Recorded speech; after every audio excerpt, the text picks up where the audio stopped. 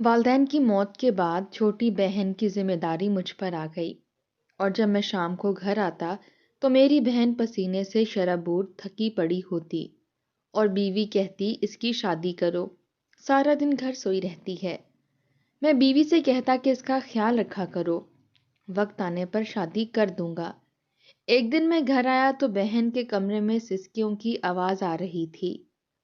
جب کمرے میں گیا تو اس کی ٹانگ ٹوٹی ہوئی تھی اور بیوی فوراً بولی سیڑھیوں سے گر گئی ہے۔ میں نے اس کی مرہم پٹی کروائی اور اگلے دن بہن کے لیے فروٹ اور گوشت لے کر ذرا جلدی گھر چلا گیا تو میری روح تڑپ اٹھی۔ میری بیوی: کیا بات ہے عائشہ، تم ٹھیک تو ہو نا؟ تم آج بہت تھکی ہوئی اور پریشان سی لگ رہی ہو، کوئی مسئلہ ہے تو مجھے بتاؤ۔ میں ابھی ابھی گھر آیا تھا اور سامنے ہی عائشہ کو صحن میں پڑے ہوئے دیکھ کر فکر مند ہو گیا تھا۔ وہ پسینے سے شرابور تھی، اس کا سانس بری طرح پھولا ہوا تھا اور وہ بے حد نڈھال لگ رہی تھی۔ اسے دیکھ کر میرے دل میں عجیب سی بے چینی اٹھنے لگی اور میں فوراً اس کے پاس پہنچا۔ میں نے اسے سہارا دے کر بٹھایا تو اس نے کانپتی ہوئی آواز میں کہا، بھائی میں بالکل ٹھیک ہوں، میری طبیعت میں کوئی خرابی نہیں، بس سانس پھول رہا تھا، اس لیے کچھ دیر کے لیے لیٹ گئی تھی۔ میں نے اس کے چہرے پر نظر ڈالی تو وہ صاف بتا رہا تھا کہ وہ کمزور ہو چکی ہے، مگر پھر بھی زبردستی مسکرا رہی تھی۔ میں نے کہا، سانس کا یوں پھول جانا اچھی علامت نہیں ہوتی، تم چلو میں تمہیں ڈاکٹر کے پاس لے جاتا ہوں۔ مگر وہ پھر بھی انکار کرتی رہی اور بولی، بھائی میں اب بالکل ٹھیک ہوں، مجھے کہیں جانے کی ضرورت نہیں ہے، میں بس تھک گئی تھی اس لیے لیٹی تھی۔ اتنے میں میری بیوی آ گئی اور کہنے لگی کہ اٹھ جائیے، ہاتھ دھو کر کھانا کھا لیجیے، عائشہ تم بھی آ جاؤ، کھانا تیار ہے۔ ہم سب نے ہاتھ دھوئے اور کھانا کھایا۔ میں مسلسل عائشہ کو دیکھ رہا تھا، وہ کھانا کھاتے ہوئے بھی بہت خاموش تھی، جیسے اس کے اندر کوئی عجیب سا بوجھ ہو، جیسے وہ خود کو کھینچ کر سیدھا بٹھائے بیٹھی ہو۔ کھانا کھا کر وہ فوراً اپنے کمرے میں چلی گئی۔ کچھ دیر بعد میں اس کے پاس گیا، اس سے بات چیت کر سکوں، مگر کمرے میں داخل ہوتے ہی رک گیا۔ عائشہ گہری نیند سو رہی تھی، اس کا سانس اب نارمل تھا، مگر نیند ایسی گہری تھی جیسے وہ پورا دن مشقت کرتی رہی ہو۔ اس کے چہرے پر عجیب سی تھکن جمی ہوئی تھی۔ میں نے خاموشی سے لائٹ بند کی، کمبل اس پر ڈالا اور کمرے سے باہر آ گیا۔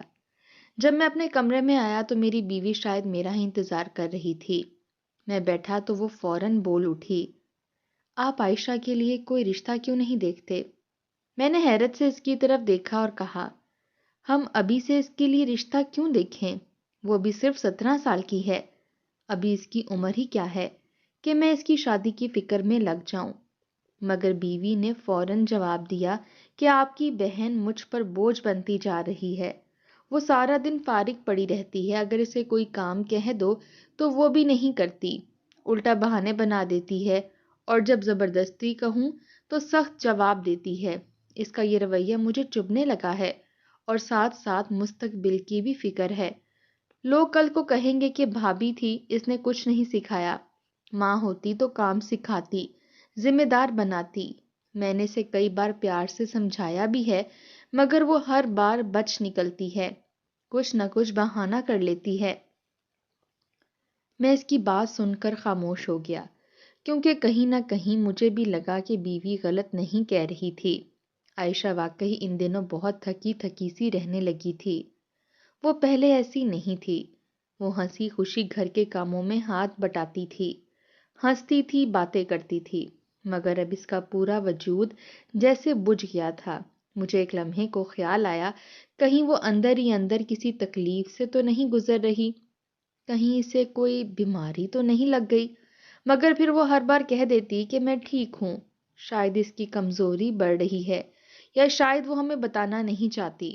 گھر کی ذمہ داریاں وقت کے ساتھ بڑھتی جا رہی تھیں، مگر میرے دل نے کہا کہ پہلے مجھے اس کی حالت سمجھنی ہے، شادی کی بات تو بعد میں بھی ہو سکتی ہے۔ رات کو لیٹا تو عائشہ کے چہرے کی تھکن بار بار آنکھوں کے سامنے آتی رہی۔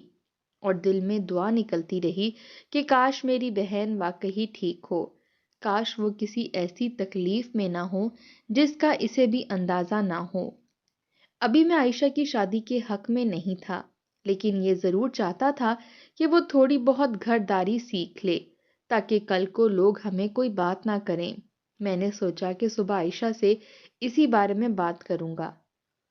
اگلی صبح میں اس کے پاس گیا اور کہا کہ تمہاری بھابھی تمہیں جب بھی کوئی کام کہیں تو وہ کر لیا کرو، میری بات سمجھنے کی کوشش کرنا اور غصہ بھی نہ کرنا، تم میری چھوٹی بہن ہو، میری بیٹیوں کی طرح ہو، میں نے تمہیں بہت لاڈ پیار سے پالا ہے، جیسے ابا کی زندگی میں مجھے پیاری تھی ویسے ہی اب بھی ویسی ہی پیاری ہو، اس لیے کوئی بات اپنے دل میں نہ رکھنا۔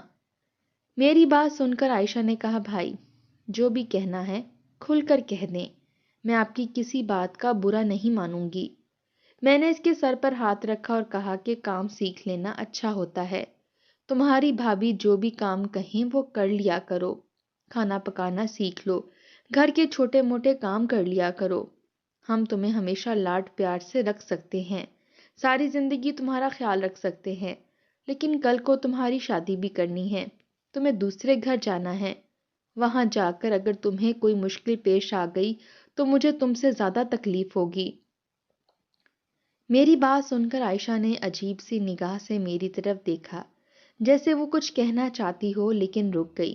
پھر اس نے کہا ٹھیک ہے بھائی، جیسے آپ کہہ رہے ہیں میں ویسے ہی کروں گی۔ اس کی بات سن کر میں مطمئن ہو گیا۔ تھوڑی دیر ادھر ادھر کی باتیں کرنے کے بعد میں کام پر چلا گیا۔ شام کو جب واپس آیا تو عائشہ کا وہی حال تھا، وہ برآمدے میں اسی طرح تھکی پڑی تھی، اس کا سانس پھولا ہوا تھا، چہرہ پسینے سے تر تھا۔ مجھے لگا شاید اس نے آج زیادہ کام کیا ہوگا اسی لیے تھک گئی ہے۔ اتنے میں پھر میری بیوی نے کھانا کھانے کے لیے بلا لیا، ہم نے کھانا کھایا اور عائشہ ایک بار پھر اپنے کمرے میں جا کر سو گئی۔ مجھے اسے بات کرنے کا موقع ہی نہ ملا۔ اس کے بعد عائشہ کا رویہ عجیب ہونے لگا، جو پہلے میرے ساتھ بیٹھ کر تھوڑی بہت باتیں کر لیا کرتی تھی وہ بھی کرنا چھوڑ دیں۔ میں حیران ہونے لگا، مجھے سمجھ نہیں آ رہی تھی کہ عائشہ کو کیا ہو رہا ہے۔ وہ مجھ سے نظریں چرانے لگی تھی، جیسے کوئی بات چھپا رہی ہو، جیسے وہ اندر ہی اندر کسی تکلیف کا سامنا کر رہی ہو مگر زبان پر لانے سے ڈر رہی ہو۔ عائشہ میری اکلوتی بہن تھی، مجھ سے 8 سال چھوٹی اور بے حد لاڈلی۔ پورا خاندان دعا کرتا تھا کہ میری ماں کے گھر ایک اور بیٹا پیدا ہو جائے تاکہ بیٹوں کی جوڑی بن جائے، مگر میں چپ کے یہی دعا کرتا تھا کہ اللہ مجھے بہن دے جس کے ناز نخرے میں اٹھاؤں، جسے میں اپنے ہاتھوں سے سنبھالوں۔ اللہ نے میری دعا قبول کی اور وہ دن مجھے آج بھی یاد ہے جب پہلی بار میں نے عائشہ کو گود میں اٹھایا تھا۔ میں نے ہی اس کا نام رکھا تھا۔ وہ بچپن سے ہی مجھ سے بہت چمٹی رہتی تھی، میں اسے گلی محلوں میں اٹھا کر گھومتا پھر رہا تھا۔ کوئی بچہ اس کے قریب آنے سے پہلے بھی 100 بار سوچتا تھا، کیونکہ عائشہ میرے ساتھ ہوتی تو میں اسے کسی چیز سے ڈرنے نہیں دیتا تھا۔ اس کی آنکھوں میں ہمیشہ میرے لیے ایک عجیب سا اعتبار رہتا تھا۔ وقت گزرتا گیا، عائشہ بڑی ہوتی گئی، مگر اس کا بچپن اور معصومیت ویسے ہی رہی۔ اسے کبھی گھر کے کاموں کی طرف زیادہ دلچسپی نہیں رہی، مگر اس کی ہنسی گھر میں رونق تھی۔ اس کے بغیر گھر سنسان لگتا تھا، مگر اب کچھ دن سے وہ بدلنے لگی تھی۔ وہ خاموش رہنے لگی تھی، کھانا بھی کم کر دیا تھا، نیند بھی اس پر غالب رہتی تھی، چہرے پر عجیب سی تھکن ٹھہر گئی تھی۔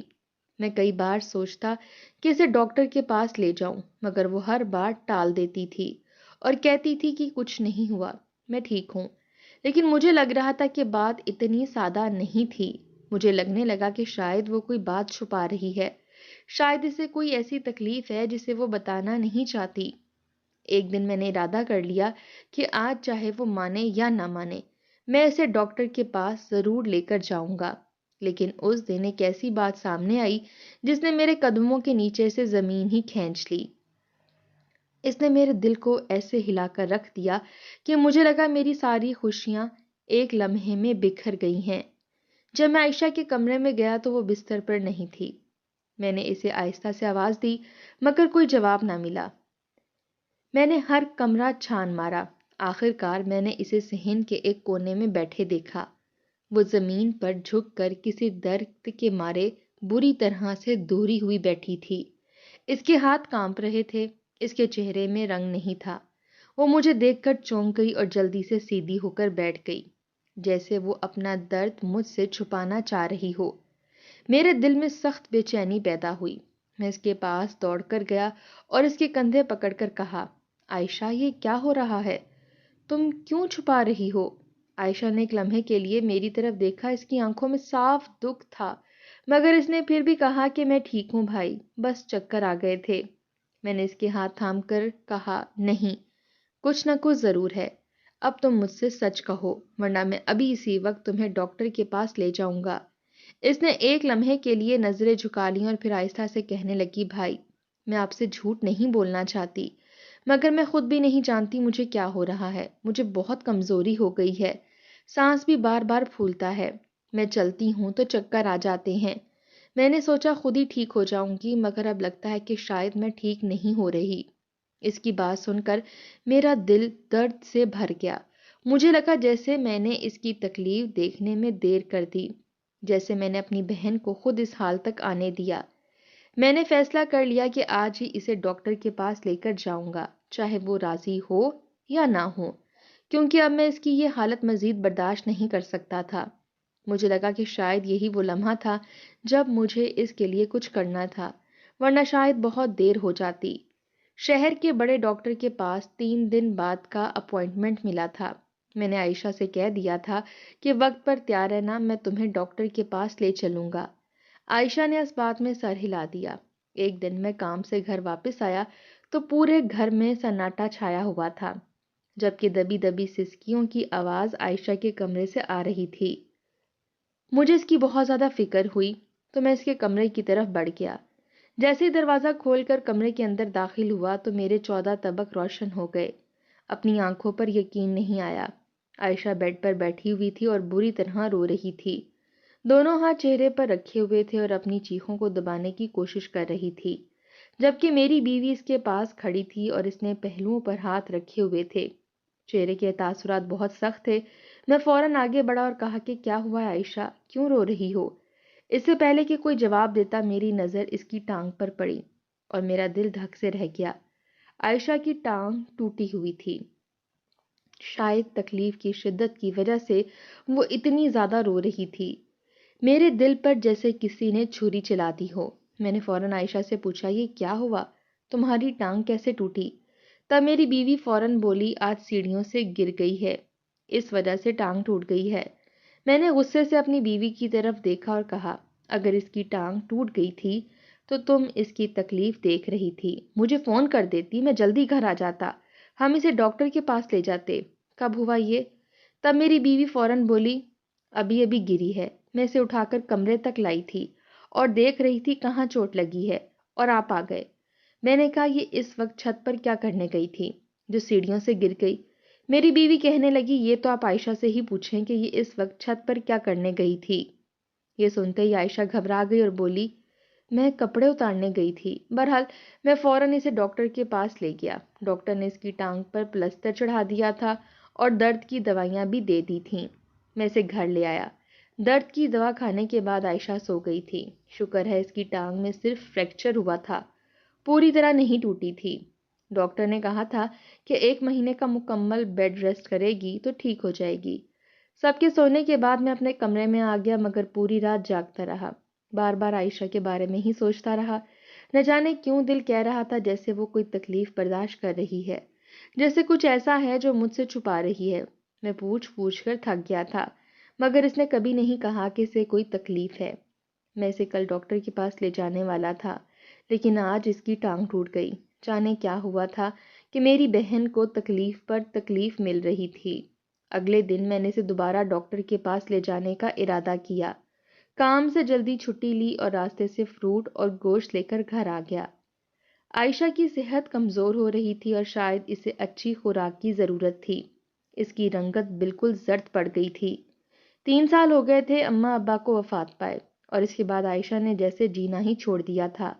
سوکھ کر کانٹا ہو گئی تھی، حالانکہ پہلے وہ گول مٹول ہوا کرتی تھی۔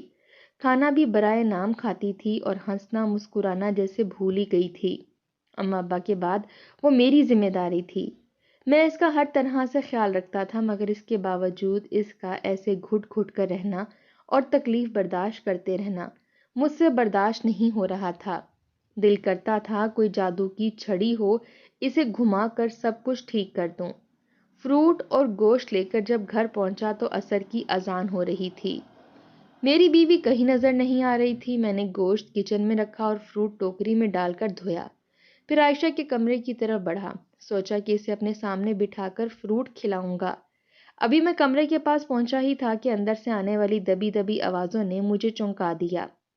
یہ میری بیوی کی دھیمی آواز تھی جس میں غصے کی گراہٹ شامل تھی۔ میں نے دھیان لگایا تو ان کی باتیں سن کر میری روح کانپ اٹھی، دل پر کسی نے ہاتھ سا رکھ دیا ہو۔ مجھے اپنے کانوں پر یقین نہیں آیا۔ اس عورت کے ساتھ مجھے اتنے سال ہو گئے تھے، مگر میں اسے سمجھ نہیں پایا تھا۔ آج خود پر افسوس ہو رہا تھا۔ میں نے ایک جھٹکے سے دروازہ کھولا اور اندر چلا گیا۔ مجھے دیکھ کر میری بیوی گھبرا گئی اور عائشہ کی آنکھوں میں آنسو بھر آئے۔ اس کے منہ سے نکلنے والا بھائی لفظ جیسے مجھے زمین میں گاڑ گیا۔ میری بیوی نے صفائی دینا چاہی، مگر میں نے اس کی ایک نہ سنی۔ اسے کمرے سے باہر جانے کو کہہ دیا، اپنی بہن کو پکڑا اور فوراً ڈاکٹر کے پاس چیک اپ کے لیے لے گیا۔ ڈاکٹر نے کچھ ٹیسٹ لکھ کر دیے اور کہا 3 دن بعد رپورٹس دکھانا۔ 3 دن بعد جب میں عائشہ کی رپورٹ لے کر ڈاکٹر کے پاس واپس پہنچا تو اس کے چہرے پر سنجیدگی چھا گئی اور اس نے مجھے تفصیل سے سمجھایا کہ عائشہ کو شدید آئرن ڈیفیشنسی انیمیا ہو گیا ہے۔ اس کے خون کی سطح خطرناک حد تک کم ہو چکی ہے، جسم میں نمکیات کی کمی ہے، ہڈیاں کمزور ہو گئی ہیں اور مسلسل کمزوری کی وجہ سے اس کے دل اور اعصاب پر بھی اثر پڑ رہا ہے۔